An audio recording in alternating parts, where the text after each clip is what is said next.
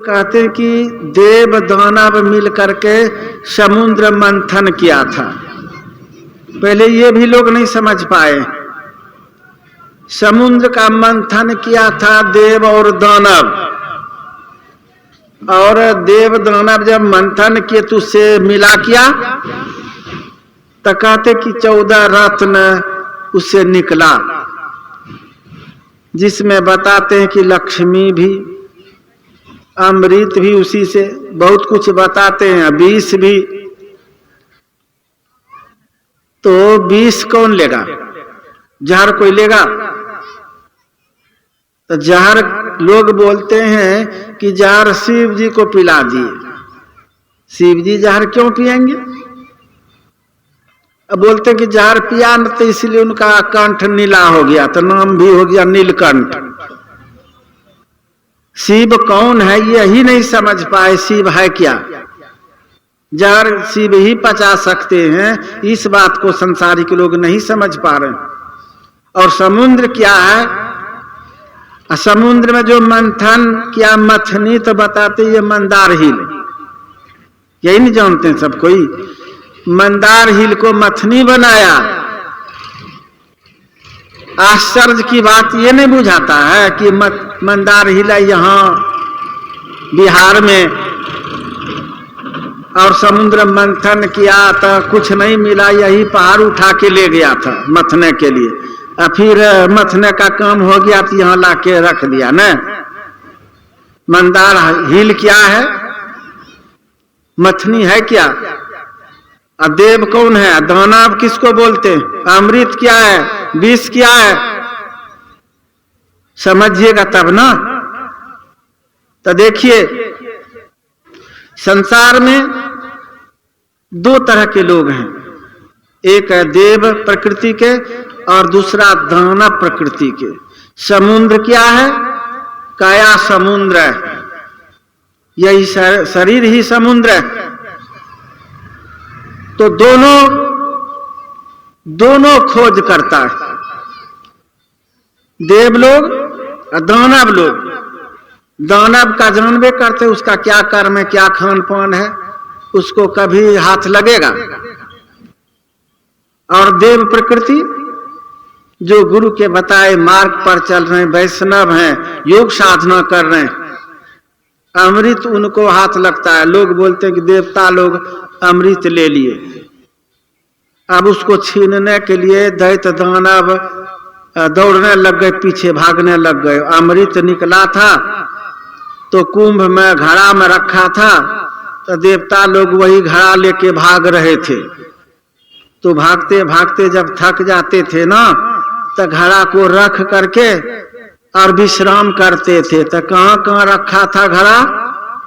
तो 4 जगह बताते हैं लोग, इलाहाबाद, उज्जैन, नासिक और हरिद्वार।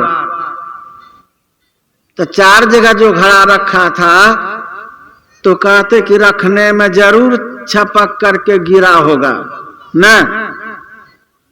तो वो जो गिरा होगा ना, तो उसको चाटने के लिए लोग दौड़ते हैं। वही कुंभ का मेला है, अमृत चाटने वाला।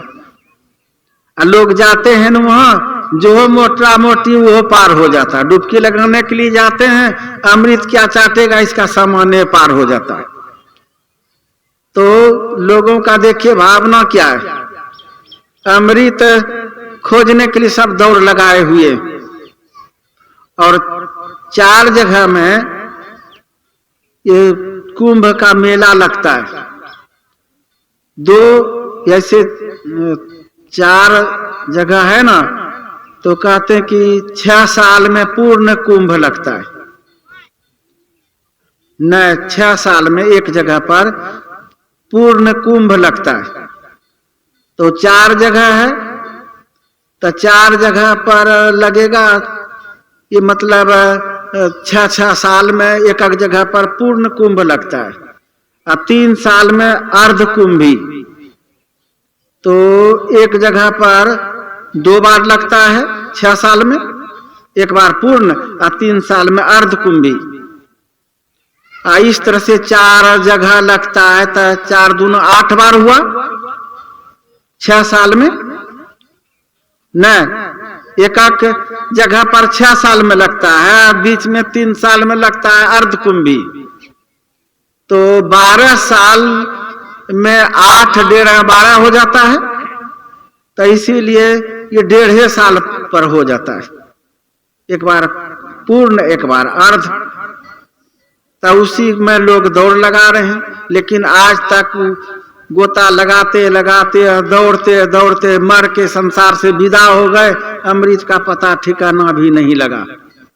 संत महापुरुष लोग कहते हैं कि खोजते रहेंगे अमृत बाहर में, ये मिलने वाला नहीं है। अमृत है बातन की बात, अमृत है संतन के पास।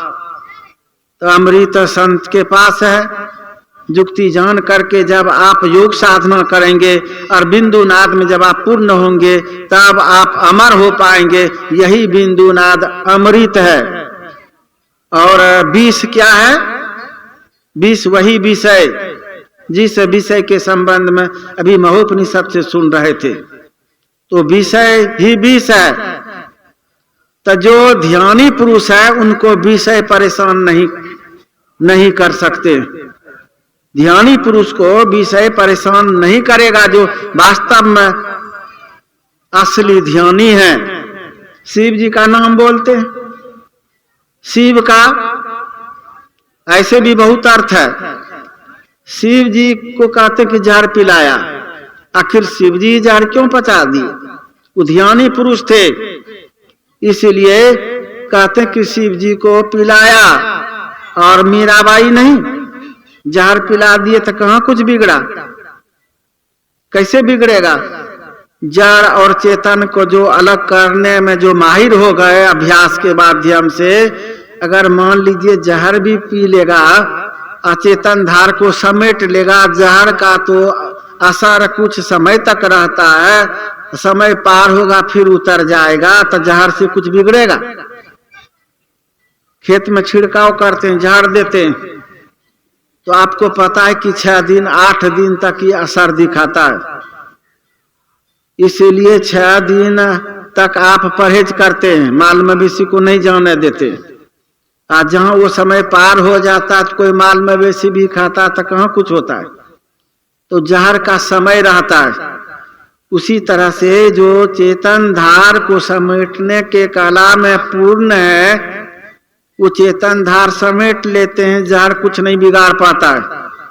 तो शिव जी तो बड़े योगी, बड़े ध्यानी, तो लोग इस भाव में भी शिव जी का नाम बोलते हैं कि उनको जहर पिला दिए, शिव जी का कुछ नहीं बिगड़ा। गुरु मात के संबंध में जानिए। और इनके प्रथम शिष्य हुए सिरधर जी महाराज, जो कुप्पा घाट में पश्चिम तरफ समाधि है। हॉर्निया का ऑपरेशन हो रहा था। दोनों महापुरुषों की जीवनी में पढ़िएगा, हॉर्निया का ऑपरेशन हो रहा था। तो किसी का ऑपरेशन होता है तो जानते हैं ना, इत्र का प्रयोग किया जाता है, नहीं तो चीरफाड़ करने देगा। तो इत्र का प्रयोग किया जाता बेहोशी के लिए। तो जब गुरु महाराज का ऑपरेशन का समय आया तो डॉक्टर सोचा कि बेहोशी करेंगे। गुरु महाराज कहते हैं कि नहीं, बेहोशी नहीं करना है, आपको इत्र का प्रयोग नहीं करना है।